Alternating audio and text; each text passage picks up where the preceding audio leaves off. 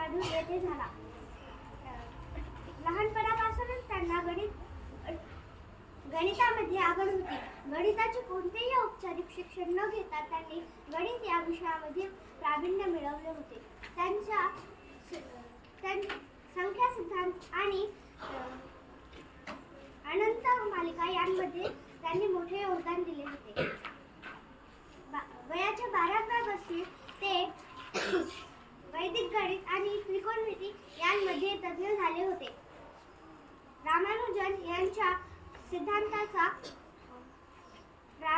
यांच्या सिद्धांताचा क्रिप्टोग्राफीमध्ये सर्वोत्तम उपयोग केला जातो.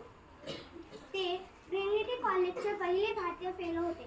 माजी पंतप्रधान मनमोहन सिंग यांनी 22 डिसेंबर 2012 मध्ये त्यांचा जन्मदिवस राष्ट्रीय गणित दिवस म्हणून घोषित केला. जय हिंद.